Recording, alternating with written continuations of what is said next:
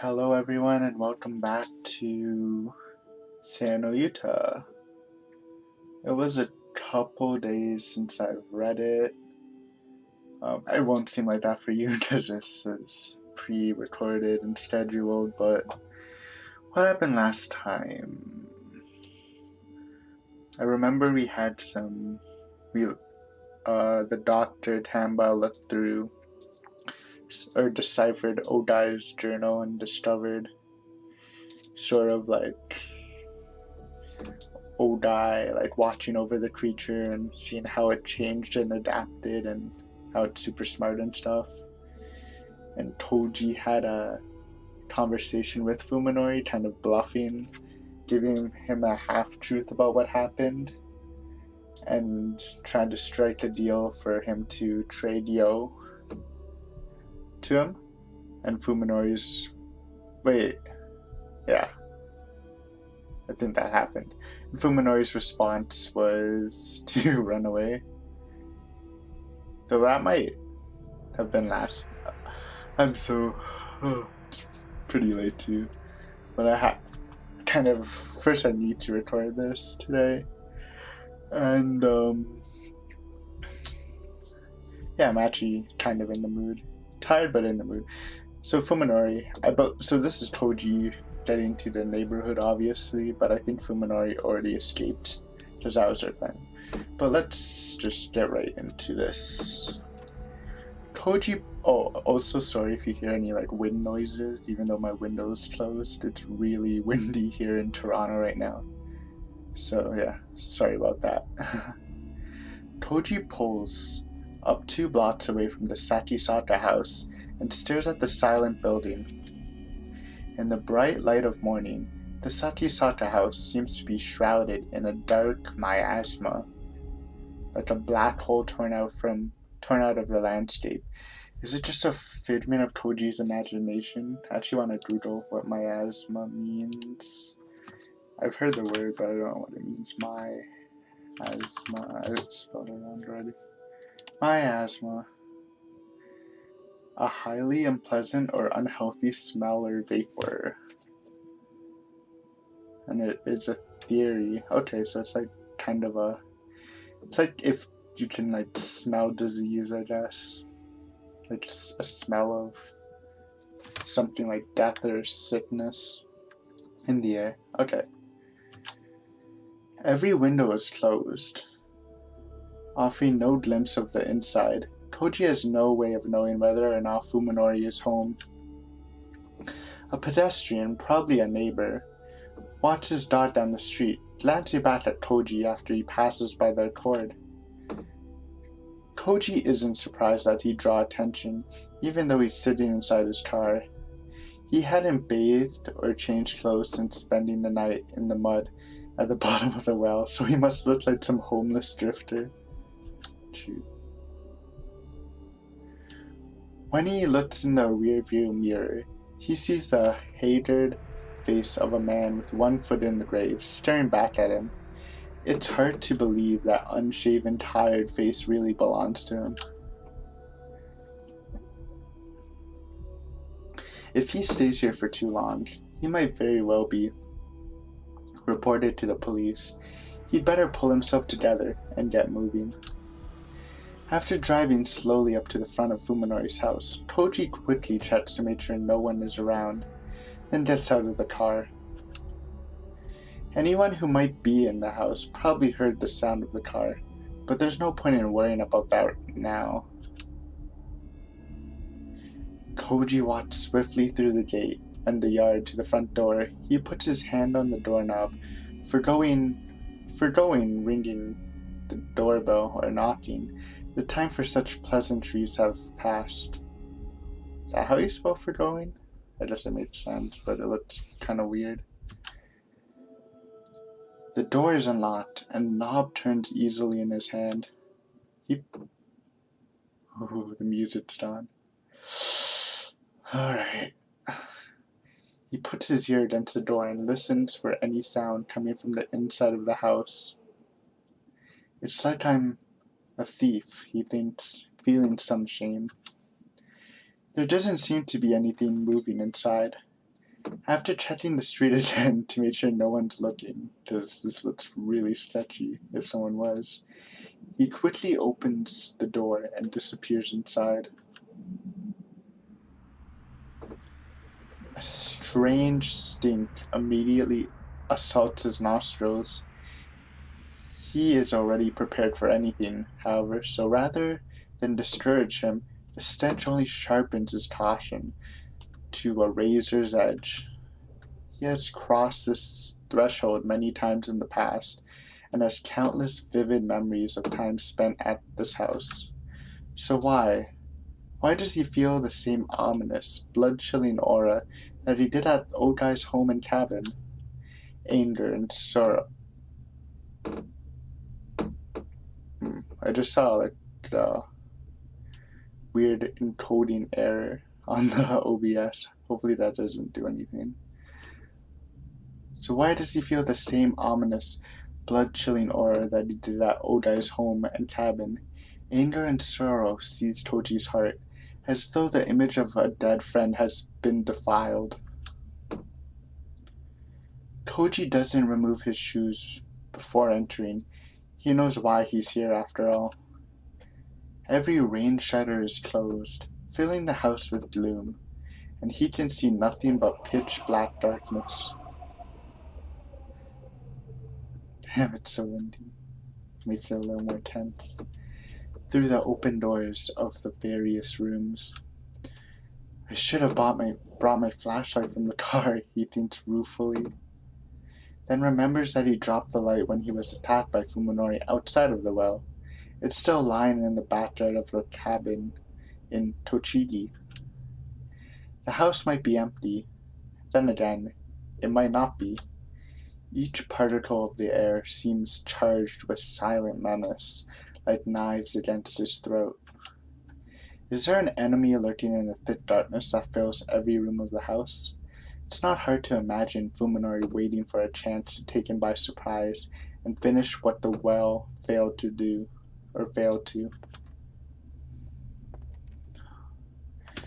Koji walks down the first floor hallway, then climbs the stairs to the second floor and checks that hallway too. He moves slowly and carefully, keeping his senses sharp, but feels nothing sneaking up behind him or watching him from the shadows. After completing his round safely, he is convinced that the house is empty. Okay. May or may not be true. I think it is true, but Saya has been able to sneak up on people like Yo and Omi before. He suddenly realizes that his right hand is touching the cold steel of the gun in his pocket. Did he intend to draw the weapon upon encountering Fuminori? Now that Koji thinks about it, his own action seems mysterious to him. What is he planning to do when he meets Fuminori? Will he lay into him with curses and epithets? Will he force him to turn himself in, or will he... Enough, Koji decides. This isn't the time for these thoughts. If he keeps thinking about it, he'll stop moving. If he stops moving, the crushing fear will paralyze him forever. Right now, he has to forget about such hopeless questions and keep marching ahead. He has to close the distance to his prey. In any case, Fuminori isn't at home. What form their reunion takes will probably be decided at the moment of their meeting. All Koji has to do is not hesitate. Still, why does this whole house smell like stagnant water? It's been 3 months since Fuminori shut his friends out of his affairs. Just what kind of life has he been leading all this time? Koji enters the living room and feels along the wall for the light switch. The moment he flips it on, the answer to his question is revealed. Yep, super colorful. How far has Fuminori gone? Koji realizes that this is the first time he has encountered Fuminori's insanity in visible form. From the dust piled in the corners of the room, it is clear that the paint was not applied recently. How many nights has Fuminori spent surrounded by this maddening array of color? Why, if such obvious signs were available, why didn't Koji realize that something was wrong before it got this bad? Was he deaf to the dying streams of Fuminori's sanity as it crumbled away? Was their friendship really so worthless? I think it's not something Koji should take responsibility for, but there were obvious signs that, Fuminori's mental was, well, there's something wrong with him. Like Omi and Yo noticed too, so they could have technically visited his doctor and told them about it, but they shouldn't think it's their fault, right? Fuminori kind of chose to be more solitude, and it's not like they're his cousins or some deeper connection of family, of bonds, I guess. So yeah, basically Koji shouldn't blame himself. Like, it's technically partly his fault, but shouldn't feel too bad. As he stands petrified in the unfamiliar living room, Koji directs his anger entirely at his own powerlessness. If he could, he would like nothing more than to apologize to the old Fuminori for not helping him in this lonely battle against his suffering. But yeah, I mean, obviously, he could have told the doctor and that would have probably done something. Yeah, I don't know. Koji feels that he might have been able to save Fuminori. Perhaps he is arrogant to think so, but if so, it is arrogance born of kindness. Also, Fuminori has known Saya since the hospital, so it would kind of be hard too, because he's been living with Saya almost basically since he got his brain damage injury thing. Koji passes through the living room and opens the sliding door that leads to the kitchen. When he enters, he finds the most disturbing of the many stenches that have been torturing him is at its strongest here, where he keeps the flesh. Wonder if he took it with him. I guess it would. Messing up. I guess taking it would be good so they have a food source on hand, but also well, I mean, if he gets caught by someone, they're gonna see two weird creatures in his car anyways, so maybe it was worth taking them. Blood. The room is redolent with the smell of countless layers of blood grown stale over time. He peers into the well-used sink. Okay. Fat-fingered it. Around the rim, he sees faint, brownish-red blotches that water alone couldn't rinse off. God, the fucking wind scared me. Even more unmistakably are the stains on the dish rag. Such stains are proof that many dishes were washed here over and over again. But what could the cloth have been used to wipe off to make it that color? Koji stares at the refrigerator next to the counter as though it was something unbelievably terrifying. He stands motionless until he is able to work up the courage simply to touch it. Then he steels himself, grabs the thick handle, and opens the door. First he'll check the freezer, then the refrigerator. The large freezer was packed with frozen meat of varying shapes and sizes. As each piece is wrapped tightly and frosted over plastic, you can't tell what kind of meat it is. Well, that answers my question. Maybe he took some meat with him, but yeah. Uh-oh. Loud music. And the train. Truly the end. I'm gonna wait a sec.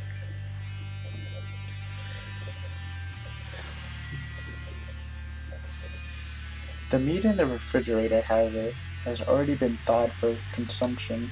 Oh. Hello? That's a background. Jesus. I think they'd skin the hand or whatever. But that. Put it in the crisper too. Okay. Come on, they could have been more neat with this. Like, why is it in the crisper and why is there still blood covering it? Unless they're using, I guess they are using that as like a marinade, because it would taste better to them. That's fucking disgusting. Like, what is this? I can't tell what this is supposed to be. Just some part of the body. Gross. That's disgusting. Jesus. There are long, slender fingers of a woman. Their bluish tint giving them the appearance of waxworks. I don't think that's Omi's hand. I think it's the wife of, I already forgot his name. Crazy neighbor dude. Koji is unable to remember what Omi's hands looked like, even though he kissed her fingers countless times. When he finished crying after his conversation with Fuminori, Koji promised himself that he wouldn't cry again, and in fact, he doesn't. He regrets his decision, however. He indulged himself too early. He should have saved his soothing tears for this moment, for he is now absolutely certain that the world that he knew has vanished forever. Now, at last, his doubts about Fuminori have been utterly obliterated. Koji pulls Ogai's revolver out of his pocket and wraps his hand around the grip like he would a charm. Its definite presence, its promise of merciful absolute destruction, is the only thing keeping his sanity intact. He will surely use it to kill Sakisaka Fuminori. Not for revenge, not for justice, but to reassure himself that this world is indeed governed by his reason. For that purpose alone, he must eliminate the anomaly. He breathes deep, exhales, then lifts his hand before his face and stares at his spread fingers. Alright, he's not shaking. He is prepared to face his new objective. Koji sticks the revolver back into his pocket and pulls out his cell phone. Oh, fuck me. Let me save this. Are we getting an ending tonight? Maybe. So I know there are 2 more endings. I feel like calling Fuminori would lead to a worse ending. Like a kind of, well, maybe not a worse ending, but I feel like it's not the right option. Because calling Ryoko would make him, he'd have backup and he'd be more prepared to win the fight. But we're just trying to call Fuminori, because we're going to do both of the endings anyways. So let's do that one. I feel like this is gonna lead to maybe not bad, apostrophe bad for Fuminori, but bad for Koji. It's time to finish this. Just as he's promised earlier, Koji calls Fuminori again. The call goes through immediately, as though Fuminori was waiting for it.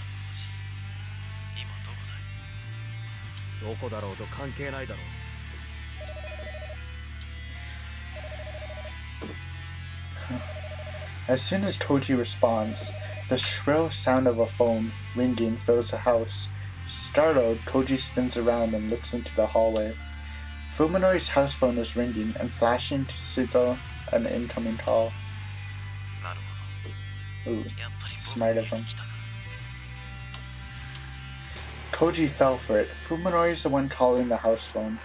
He probably used a different cell phone to call his own house while talking to Koji, knowing that if he could hear the phone ringing on the other end, he could pin down Koji's location. Fuminori must have predicted that the first thing Koji would do... Wait. Okay, that just messed me up. Because it looks like I would do. But the first thing Koji would do would be to break into his house, and upon finding it empty, immediately call him.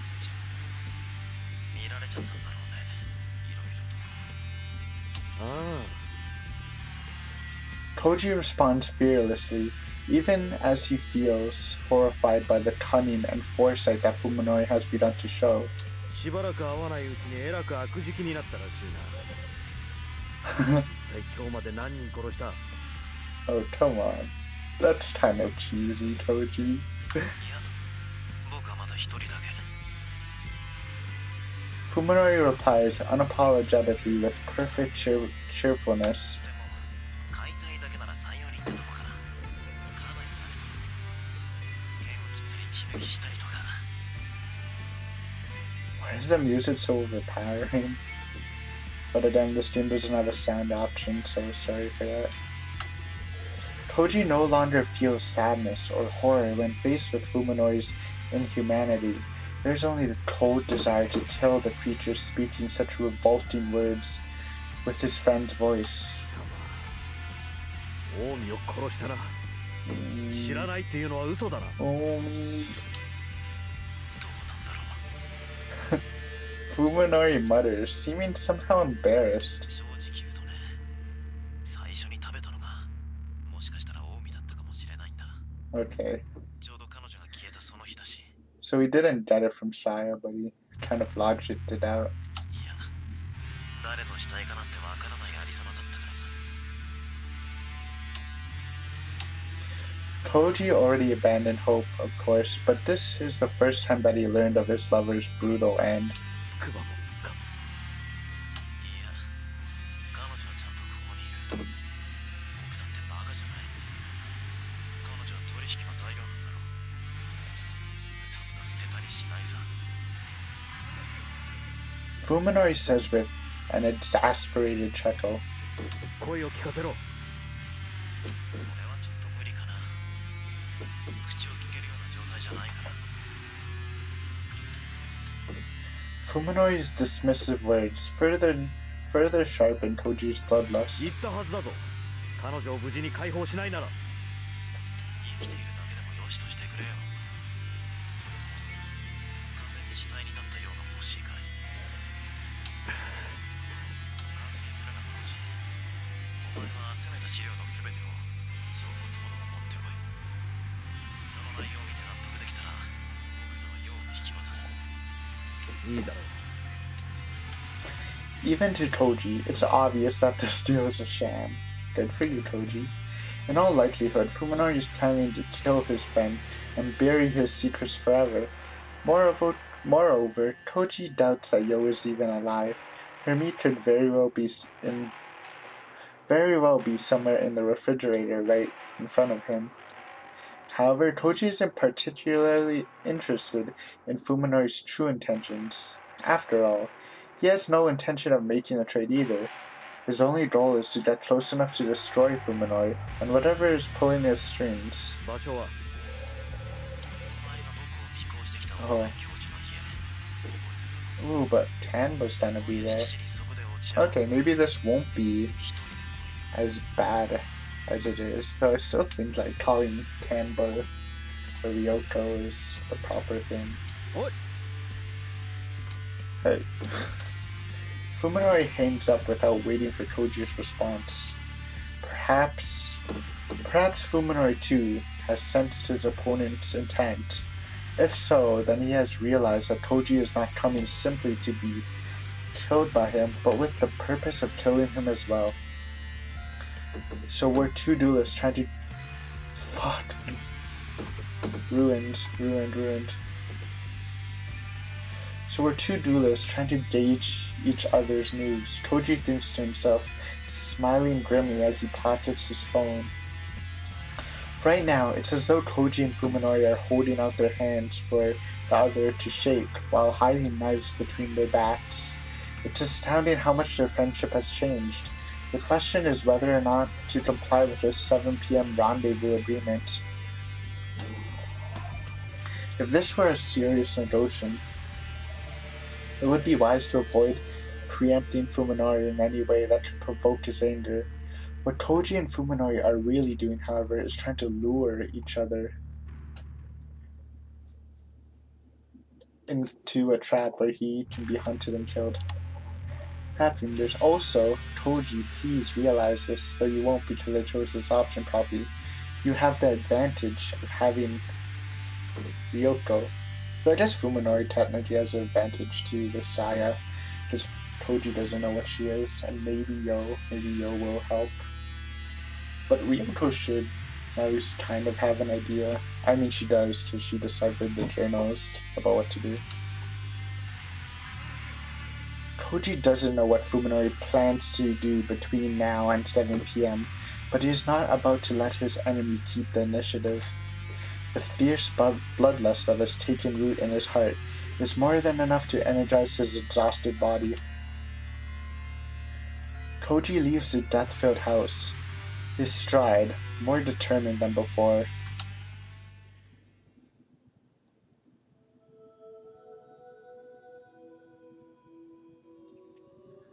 Okay, I'm actually going to end it here, because my next recording session will be next week, and basically there's gonna be like a 3 or 4 day time before I can record again because of my schedule, which I explained in my channel introduction if you have seen it. I mean, it won't matter for you since you got this on a scheduled release, but like the video might seem kind of suddenly put off because we're getting really excited, but I kind of want to be in a position where I can experience both endings, so I will finish a game next week. If the time allows it, I will fit it into 3 videos, or 2. 3 or 2. 1 to 3 videos, preferably 3, so we can fill that week completely and finish off the game then. It's just a lot cleaner for me anyways as a recorder, because I don't want to get the ending now and then, I just still feel like we have quite a bit more because they actually haven't fought, but yeah, I don't want to get that far now and then have to wait a couple days to read the rest. So yeah, I'm gonna stop it here. But thank you for watching the series. I know the beginning of the series was pretty rough if some people toughed it out or if they skipped to the... because I even changed the title of the videos to say stuffed audio because the audio was bad. I realized that. It was kind of alright for me, but obviously people won't find that pleasurable to listen to, so I've decided to. So obviously I found a pretty decent solution with the webcam. Obviously a professional mic would be better, but those are expensive, and again, this is a hobby for the people who are watching, and for me, mainly for me, because I enjoy reading. It's giving me motivation to read. But yeah, so this will be Friday's episode, and hopefully I plan to finish the novel next week. Then I will probably do a final thoughts / review video, and then I don't know if right away I will start on the next novel that I plan to put on the primary schedule, or if I will take a little break, but we'll see. Anyways, thank you for watching. Thank you if you listen to this ending tangent thing. I'm kind of like moving around my chair, so maybe that's not a good idea. And sorry for the wind. I just watching an ending with this freaking wind. I don't know how bad it sounds, but hopefully it's not too bad. Anyways, thank you. That was a long tangent. But yeah, see you next time. Bye.